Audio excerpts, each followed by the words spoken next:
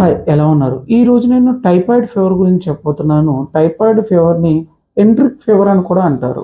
ఈ typhoid salmonella typhi అనే bacteria ద్వారా వస్తుంది. ఇది 2 రకాలు. Type salmonella typhoid, పారాటైఫాయిడ్.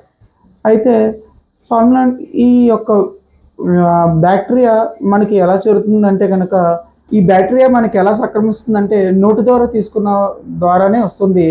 ఎప్పుడైతే ఈ బ్యాక్టీరియా మన శరీరంలో ఎంటర్ అవుద్దో తర్వాత ఇది చిన్న పేగుల్లో ఇది ఇంటెస్టైన్‌లో ఉంటుంది.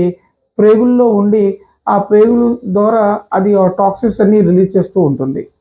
అయితే ఈ బ్యాక్టీరియా మొట్టమొదటిగా మనం ఆ నోటి ద్వారా అయినా లేదా చేతి ద్వారానే ఎలా వస్తుందంటే, ముందుగా ఎవరైతే ఈ టైఫాయిడ్ ఫీవర్ ద్వారా ట్రీట్మెంట్ తీసుకుని ఈ ఎవరైతే టైఫాయిడ్ ఫీవర్ వచ్చి సరిగ్గా ట్రీట్మెంట్ తీసుకోక వాళ్ళు వాళ్ళు యూరినేషన్ కానీ లేదంటే వాష్రూమ్ యూజ్ చేసిన తర్వాత చేతులు కడుక్కోకుండా వాళ్ళు ఇతరులను ముట్టుకోవడం ద్వారా కానీ వాళ్ళు ముట్టుకున్న ఫ్రూట్స్ మనం తినడం ద్వారా కానీ ఈ వ్యాధి మనకు సోకే అవకాశాలు ఉన్నాయి.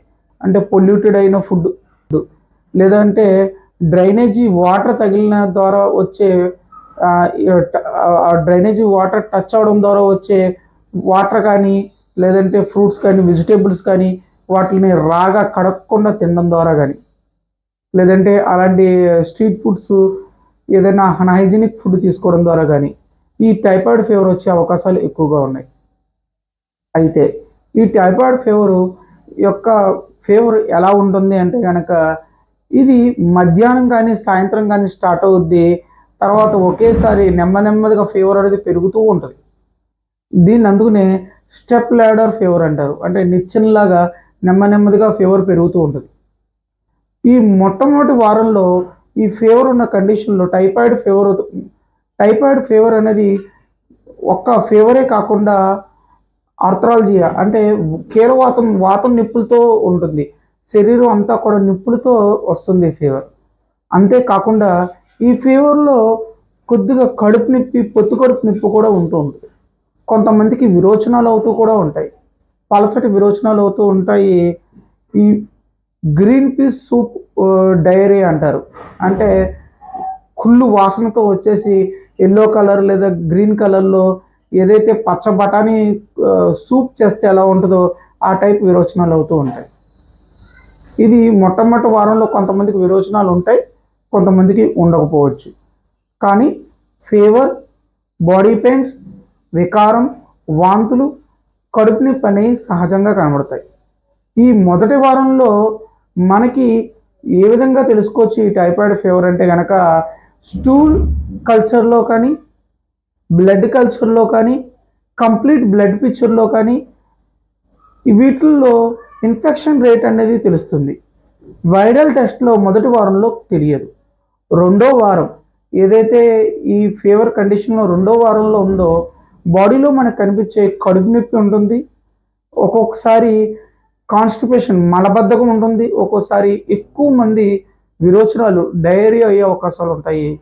రేర్ కండిషన్లో పొట్ట మీద కానీ ఛాతి మీద కానీ రోజ్ స్పాట్ ప్యాచెస్ అనేవి కూడా కనబడుతూ ఉంటాయి. ఈ రెండో వారంలో వైరల్ టెస్ట్ చేయగానే మనకు పాజిటివ్ కనబడుతుంది. ఎందుకంటే మొదటి వారంలో ఈ యొక్క టెస్ట్ అనేది తెలియదు. రెండో వారంలో వైరల్ టెస్ట్ పాజిటివ్ అవుతుంది. మిగతా ఏవైతే కల్చర్ టెస్ట్లు ఉన్నాయో అన్నీ కూడా పాజిటివ్ అవుతుంది.